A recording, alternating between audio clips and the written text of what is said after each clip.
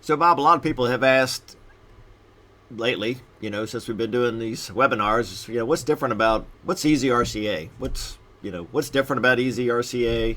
How are we affiliated with EasyRCA?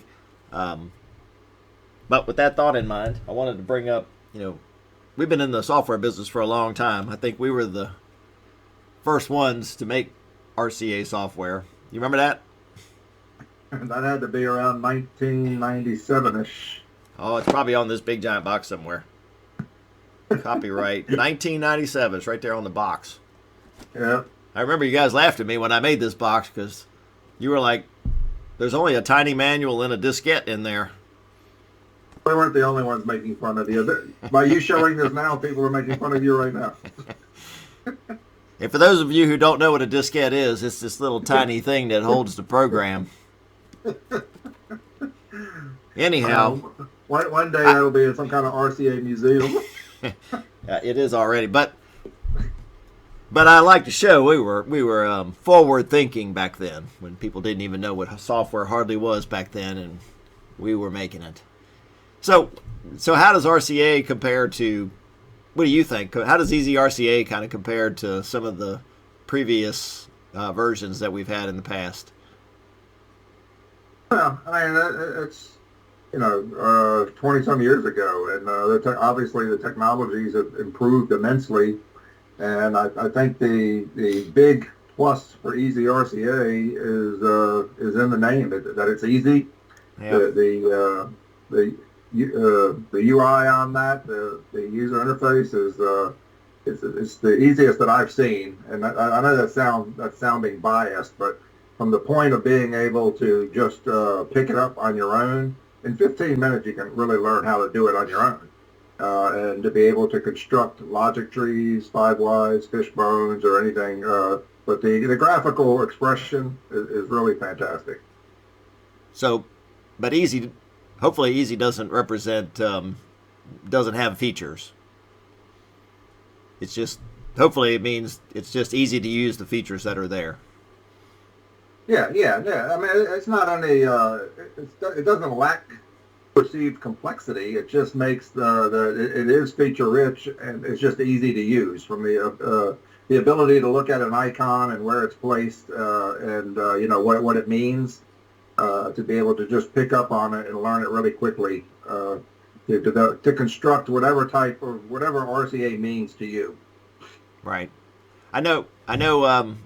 At least when I was with RCI years ago, and it seemed like a common thing was, people would be like, well, our company uses a different methodology, so we're not going to be able to use the ProAct software because we use a different methodology, which I don't think that was necessarily true back then either. But I think that this software probably accommodates all methodologies a little bit better. Is that fair? Well, when we started, at least RCI was founded in 1972, and we sold in 2019, I think. But we had developed the ProAct brand, which, good or bad, it was also a methodology and a software. Right. So the methodology was specific, to certain steps, like any methodology is.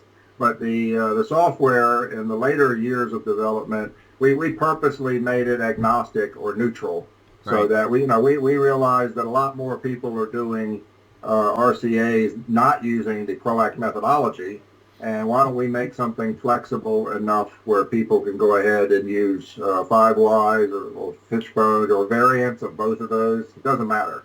Right. So, the feeling now was we wanted to make something that would accommodate how you do RCA, not force you to do RCA in a particular way. Right. So let's say let's say I just purchased EasyRCA, and I got a problem. I want to go ahead and get started. Show how you would get started. How do you create a new analysis in this tool? Okay, well, I mean, what you're looking at now is just the home page, if you will, and I have in my personal database, about 99 analyses. From our last demo, we were having a little bit of fun. We put the Christmas demo in there, and that Santa's sleigh is jet-powered sleigh, like an elf that Will Ferrell is trying to fix. Yeah. I just want to represent that every line in here is an individual analysis, and it gives, on the surface, the macro information about that particular analysis. So you're saying this software is used by refineries, paper companies, Santa Claus, and so many others. So yeah, it's a very flexible tool.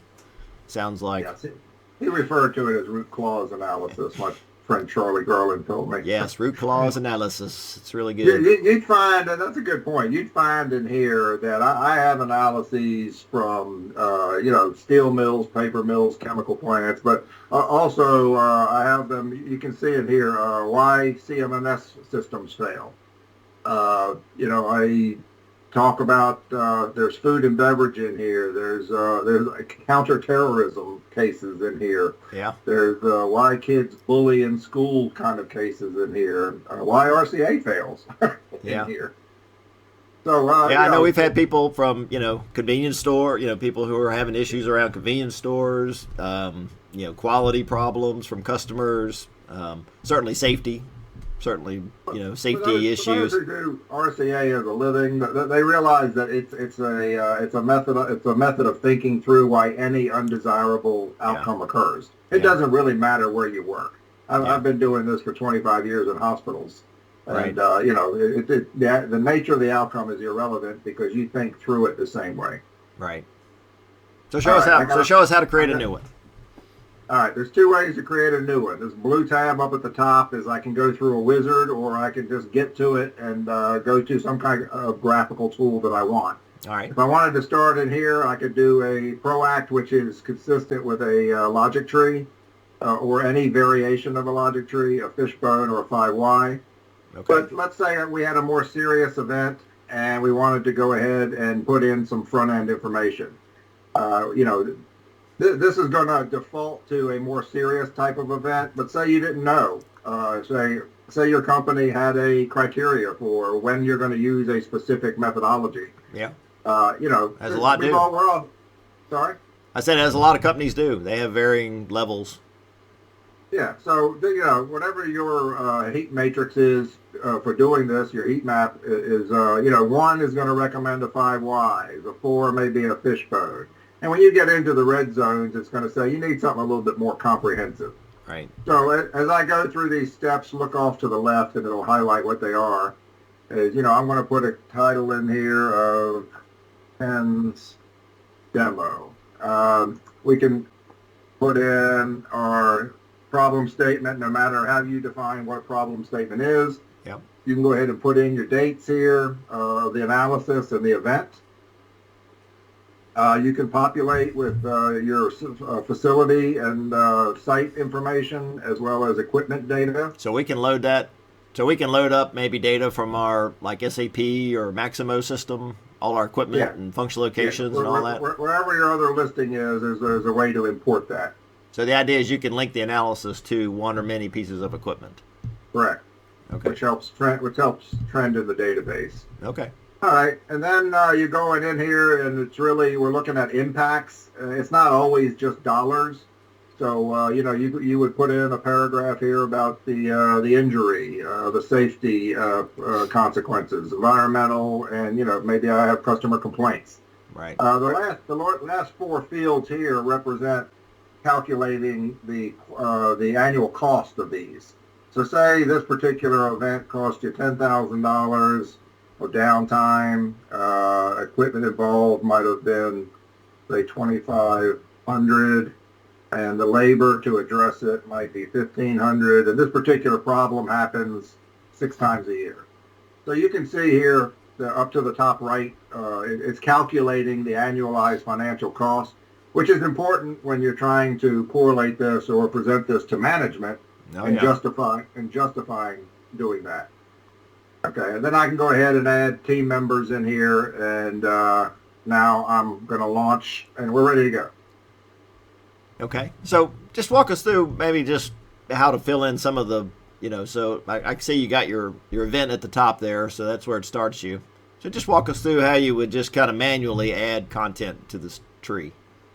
All right. Well, first of all, the ease of your mouse, you can make it big, you can make it small, I can move it around, I can do whatever I want. I did want to highlight a feature in here that is really cool that I don't see often. But if I went ahead and took the URL of this page and just copied and pasted it and put it in chat or sent it to whoever I wanted, we call that a viewer mode. And there's no charge for that, but you can send that to whoever you want, like your bosses. And when they keep wanting an update on the analysis, they can go in and look at that analysis live in read-only format, and they can see where you're at. They don't have to keep hounding you about that. So if they want an update, they can go look at it. If they have a question, they can call you. But the way that this goes, I'm not going to, this is not a session about teaching people how to do RCA, so I'm not going to define an event for people. Okay. But, I'm just going to say we had an unexpected failure resulting in 10 hours of downtime. Whatever that might be. All right. That's the impact of the organization. All right. I want to go in and I want to add a block. I can either this is usually where I want to show the easy of EasyRCA. There's from an orientation standpoint, there's only 2 toolbars in the entire program. This one to the left remains static. These relate to anything in this analysis as a whole. All right. But when you pick a block, this one pops up, and anything you can do to that block will be available to you to do. So if I want to add a block here, it's going to put in a failure mode, and we're going to say critical pump bearing failure CP235. The infamous CP235 that we've been using for 40 years now. Yeah. Okay. Now, if I wanted to come off of here, and again, depending on how you do RCA, I would come off of here and say, well, how could I have a critical pump bearing failure? And my team, they're the SMEs, not me. I'm just a facilitator. They would give me ideas.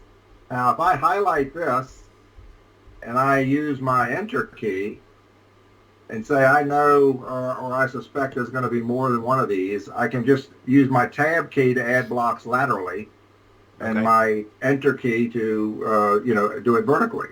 And that's really, it's just making what we do easier. And then my team gives me stuff like erosion. It could have erosion. Ken, can you give me any more? Corrosion, erosion. How about fatigue, Bob? Maybe fatigue? Yeah, I've been fatigued a lot lately. I understand that. Well, you ain't getting any younger. In overload. You're not getting any prettier. Go ahead. My hair's getting less and less gray as the years go by, though. That's why I'm wearing a hat, and you really should. Okay. So, this is meant to be a visually digestible tool that, it's easy to read as much as it is to create. So you'll notice when you come off of the failure mode, the solid lines represent things that are true. They're proven to be true. Okay. The dotted lines are hypotheses. We don't know yet. So we have to go out and get some information. All right. So show us how we would do that. How would you verify something like that? What's the way to capture that? Well, you'll notice on the toolbar, everything's enabled now that's available. And you see this paper clip, and the paper clip is going to be my verification log. Okay. The blade pops up to the left. It's going to say, well, how are you going to prove this? Well, there's tasks to do. I can attach files, and I want to know what the outcomes are in the notes. So I'm going to have a lab analysis of bearing. Okay, send to certified lab. This is a verification task, not a corrective action, and I'm going to put myself in here. All right. And then again, this is another feature in here is that you don't need a subscription for whoever I give a task to. You can give it to anybody. Yeah. You don't need a task to. You don't need a subscription to do that. Yeah, I saw that. So when you save that, the user, that person, whether they're a user or not, is going to get an email, right? Yes, they're going to get an email saying they've been assigned a task. It's going to outline the task by the date that they have to do it, and then they can mark that as complete or not, and it will update on the tree. Right from the email. Yes. Okay, so they don't have to be a user or anything. They could just get an email, mark it as complete in the email. Yes. Okay. Okay. Now this is going to say save task, and you'll notice here now what it did on the tree was it put a paper clip indicating visually that a task has been assigned here, and it has not been completed yet. Okay. Okay. Yep. So if I look at this tree and I have a bunch of yellow paper clips, I know that there's a lot of things to be done. But when I mark that as complete, the greens represent the things that are completed. So it's an easy at a glance to go ahead and look at the tree and say, what needs to be done and what is done. I told you that I could go in here and I could attach files. If I go into here, I think I have images. You'll see that I can attach. So it embeds that file into the software. Yes. Okay. And then in the end here, it's going to say, what was my findings and what were we on? Erosion, not supported. So it was not erosion. Okay. So now that paper clip, that just shows you what you can do for all of these blocks. All right. But I've proven that this is not true. So I'm going to say that I do have evidence here. So it's going to be a solid line, and it's not true. It's not true. Okay. So graphically, I can see that there's a paper clip. We verified it, and we know that it's not true. And we can click on that paper clip and get more details if we wanted. And this will play out the way that the evidence is, whatever the evidence is. Right.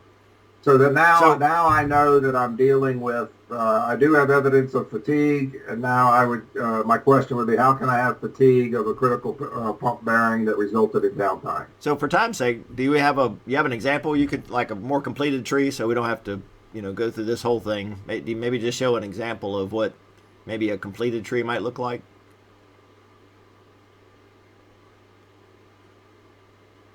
Yeah. So if I take this one. This is just my OCD, Ken. I can't stand those grid lines in the back. Yeah, I know. I don't really understand what purpose they serve. I've been dealing with that OCD for 50-some years. We used to share a room even at the house, and my side of the room would be not OCD, and his would be more clean. I know we're being recorded, so it would be nice. All right, so this is the completed one. I didn't put my paper clips on here, but how can I have fatigue, thermal, mechanical? Mechanical is proven to be true due to high vibration. How can I have high vibration? Resonance, misalignment, imbalance. How can I have misalignment? Well, it was misaligned at installation or became misaligned. And then this gets down into, this is a decision maker. And we don't want to blame people. We want to know why they thought it was the right thing to do that day. So we switch our questioning from how, can to why. And then we say, why did that person on that day think it was the right thing to do?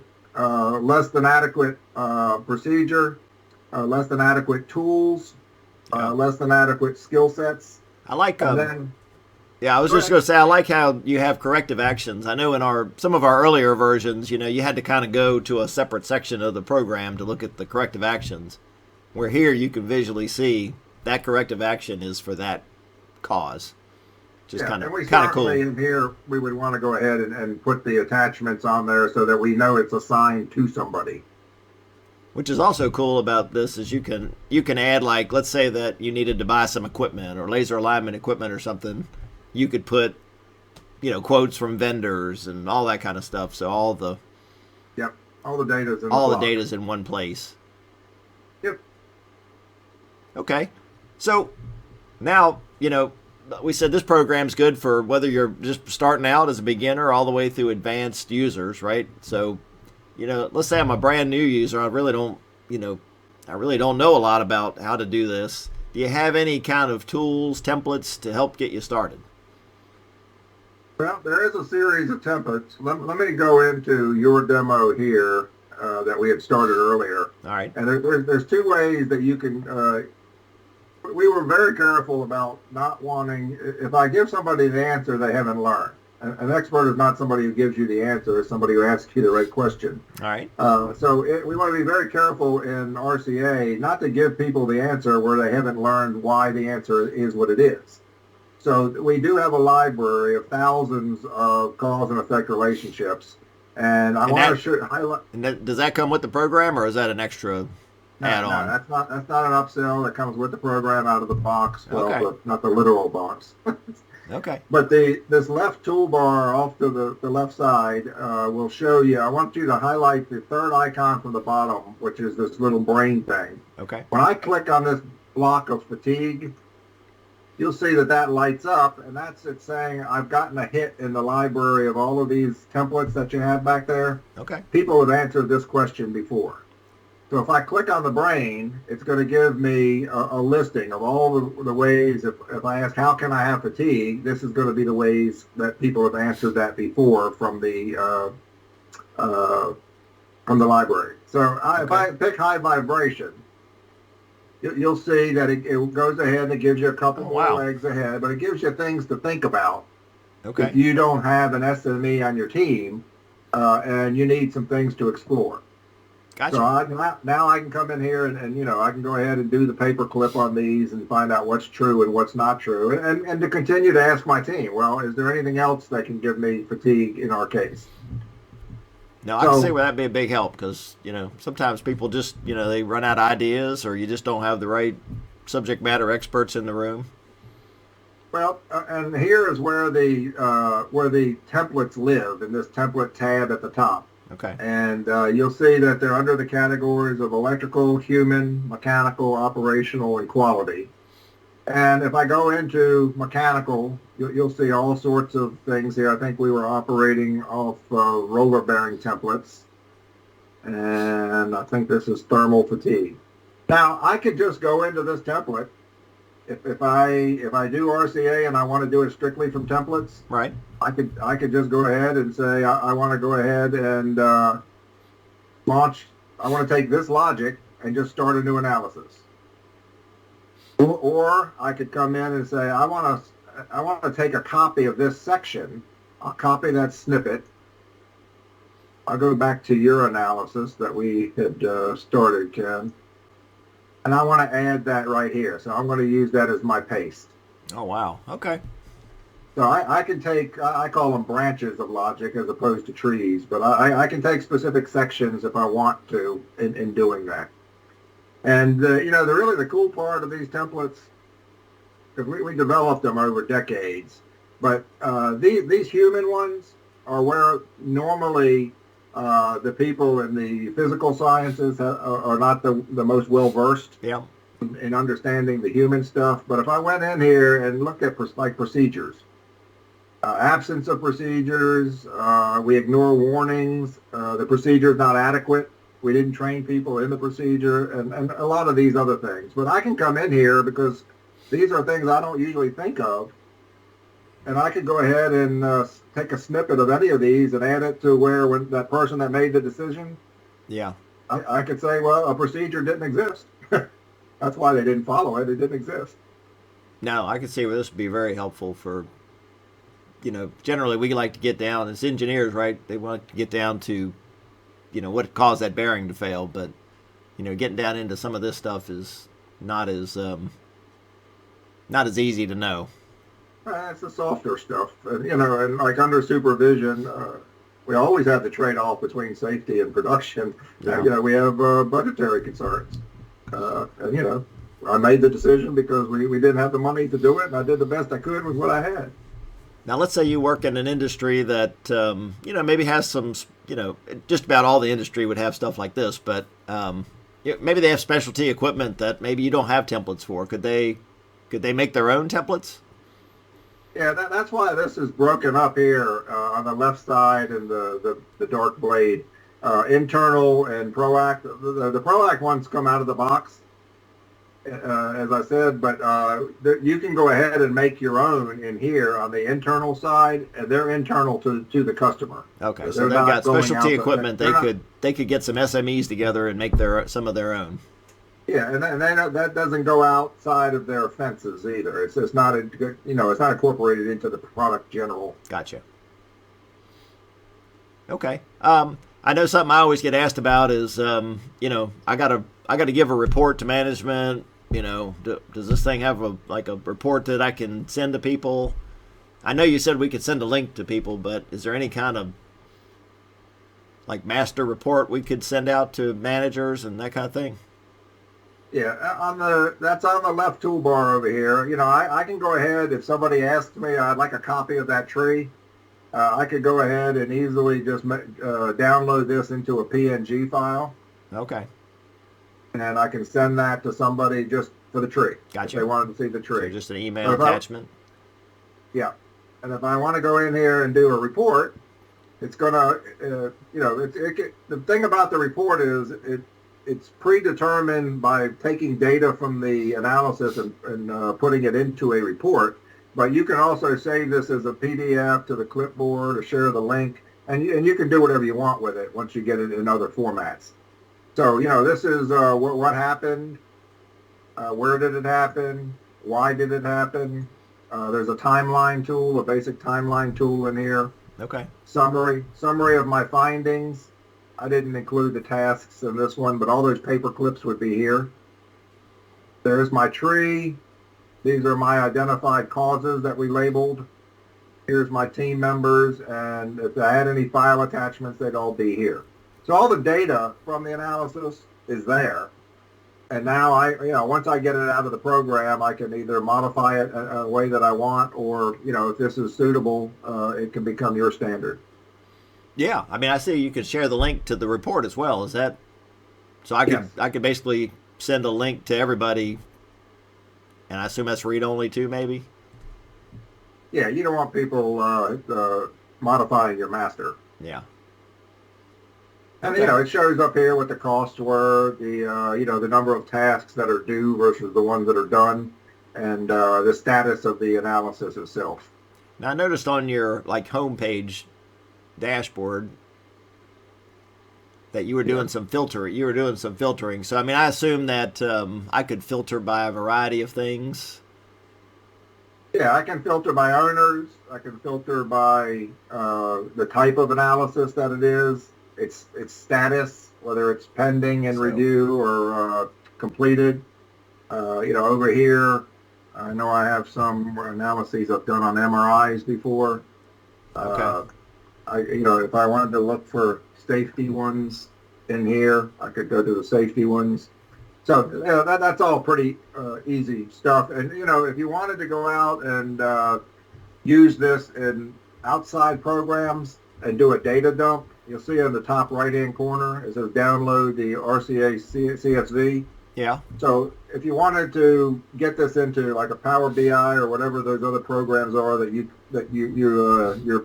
you can manipulate these Excel documents. Oh, okay. So this is where we could do analysis across all the RCAs, maybe.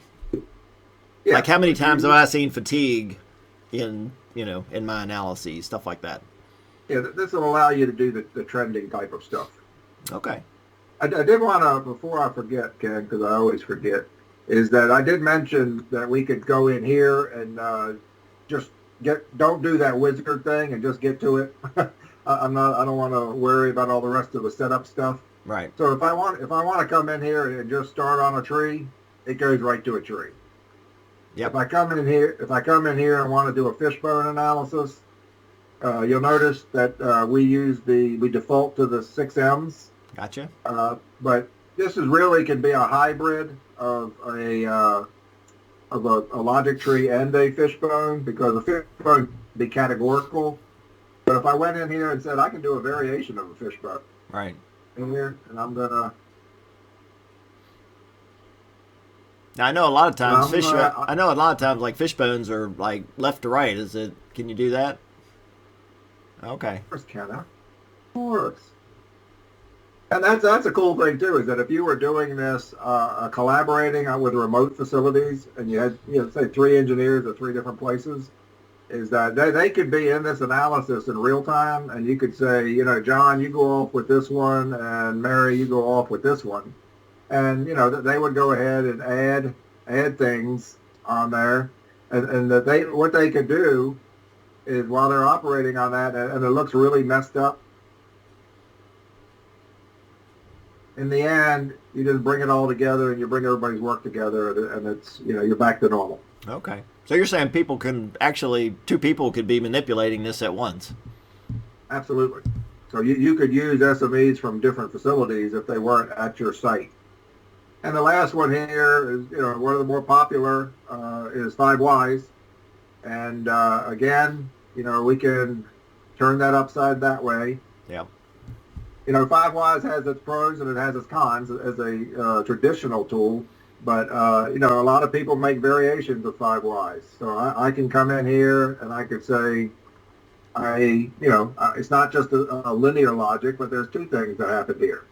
Yeah. And, a lot of people don't like the fact that traditional 5 Whys concludes with one 5 Why, I'm sorry, or one root cause. So if I went in here, I could say, this happened because, and I could put multiple causes associated with it. So, that's what I mean by a variant of 5 Whys or fishbone. Yeah. We don't really care how you do it.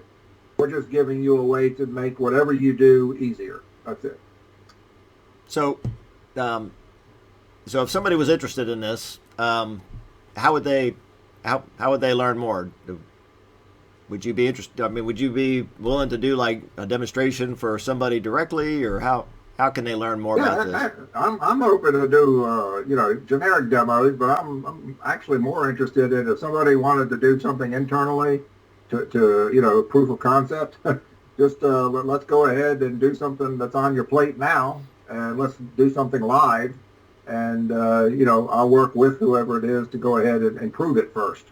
Okay. Let's go ahead and try it on something that they're facing.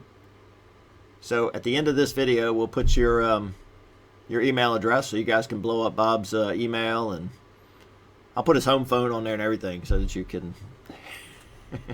Yeah, you use my landline. I don't have one. I do. It goes along with my ProAct diskette.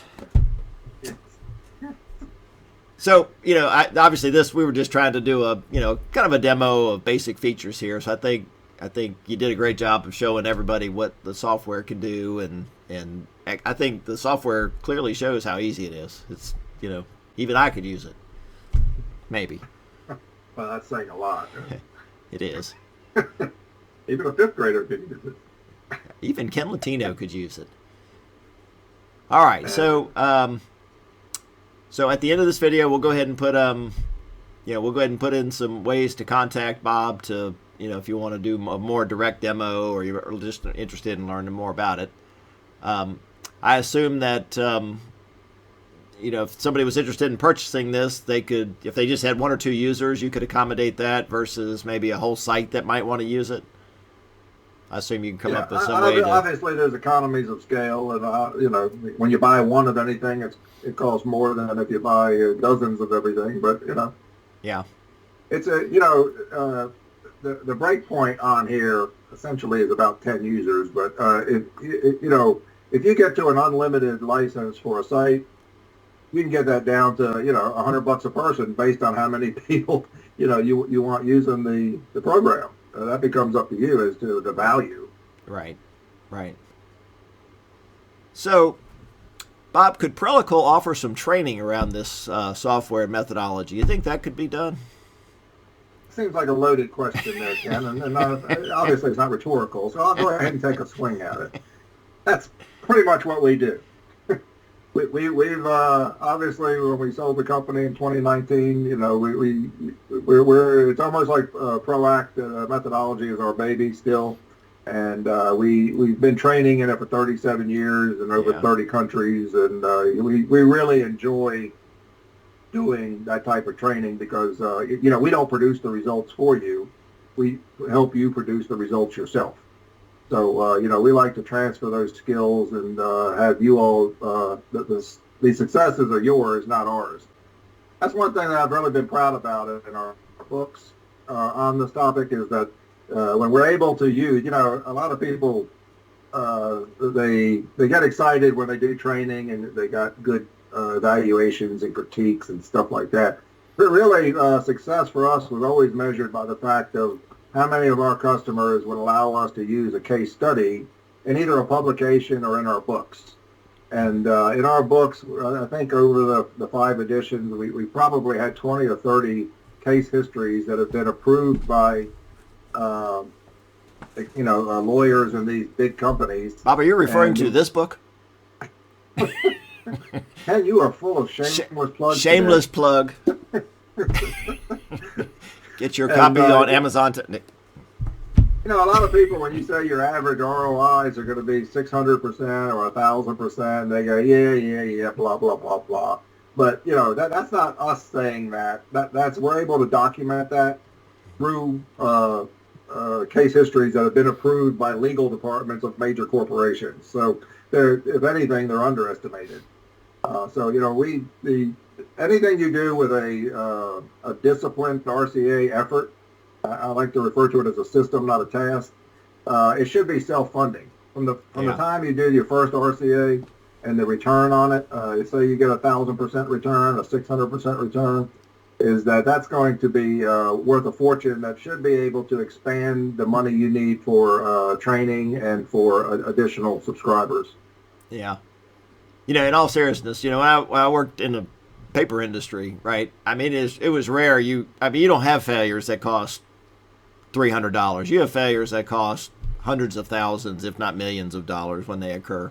You have repetitive failures that just continue on. So, if you solve one problem that's, a repetitive problem that's costing you, just say $250,000 a year, the software's practically free, right? I mean, if you solve a problem like that, if you can't make that self-funding, I don't know a better return that you could come up with than solving repetitive problems that you have at your site. Yeah, and we've seen it for 35 years, right? I mean, we've seen it all over. So say, hell, if you got paper money back $250,000, you could fund the RCA for the whole corporation globally. Yeah. That's not just a particular site. I'm not saying it's easy. I'm not saying solving complex problems is easy, but if you put some focus on it and you put some simple tools like this around it, it doesn't take much. If you can solve 1, 2, 3 problems, it's tremendous. If you look at RCA holistically, everything centers around creating a knowledge base, a centralized knowledge base of all of these RCAs and the logic used. Because I can guarantee you, if you have that problem at say it's a paper mill, at your mill, one of those other mills is having a similar issue. No doubt. That they can go in and use that search feature in there and go ahead and say, we've got a problem on this manufacturer's bearings as well. And, let's see how the other facility resolved it. And maybe I have one of their engineers remotely chime in on our RCA team meetings. Yeah. I'm going to end with this, but I remember, this is just a word of advice. When I started, we were having trouble even just getting the reliability initiative off the ground, trying to get buy-in from people. So we went after and did an RCA on some critical pumps that everybody said that there's nothing you can do about them. That's just the way they operate. And we tripled the life out of those assets, and that's how our reliability program got started, because everybody got on board when they saw that. They were like, wow, if you could do that on these pumps, imagine what we could do on all this other equipment. So just getting your reliability program off the ground using RCA is a great way to do that, I think. Anyway, we've used a ton of time here, so if anybody's interested, at the end of this video, we'll put some contact information. If you're interested or just want to learn more about it, just let us know, and we'd be happy to do more of a one-on-one demonstration or whatever you need to learn more about it. So Bob, thanks for doing that. Any final comments before we cut the video?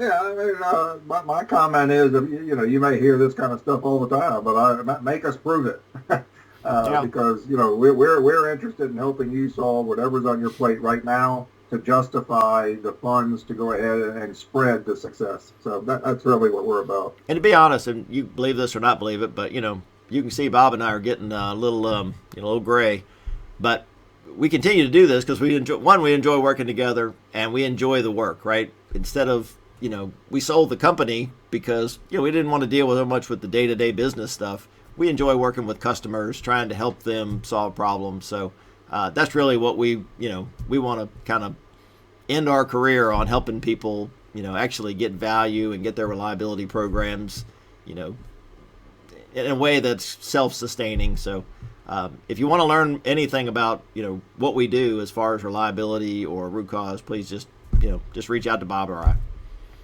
Pardon correction, Ken. It says you don't have as much gray simply because you don't have as much hair. But that's true. Thank you. That's true. Well, they say when you have a big brain that the hair just gets pushed out because the brain needs room there. So I can see you got plenty of hair left. So we'll figure out who they are. But go ahead. It's all just Google it. It's true.